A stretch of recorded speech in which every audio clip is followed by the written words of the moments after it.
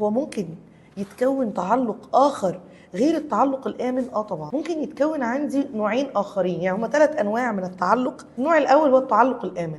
بيحصل ايه في التعلق الآمن؟ هو بيحس ان هو محبوب، مطمن، في ناس حاسه بيا، في ناس قادره تشبع احتياجاتي، فبالتالي بيطلع شخص قادر يحب الناس، قادر يعمل علاقات صحيه، قادر يشوف العالم مكان طبيعي آمن. عارفين الناس اللي ممكن يكون عندها ثقة ان ربنا هيفرجها، ان شاء الله هتعدي على خير؟ هي الناس دي. النوع التاني بقى وهو التعلق القلق. التعلق القلق ده بقى اللي هو كان الاهل غالبا يعني حبه يهتموا وحبه ما يهتموش، ايا كانت الاسباب. احنا مش بنناقش الاسباب، احنا بنناقش النتيجه، إيه اللي حصل. حبه يهتموا وحبه ما يهتموش، فهو بيتلخبط بقى، اللي هو انا مش عارف إيه القرب حلو ولا وحش، يعني انا استحق ولا ما استحقش. فيطلع بقى عنده لخبطه كده، اللي هو ايه، نفسه يقرب من الناس بس ما بيعرفش، او مش عايز، او خايف يقرب منهم، عايز يعمل علاقات بس بيهرب منها، مش قادر.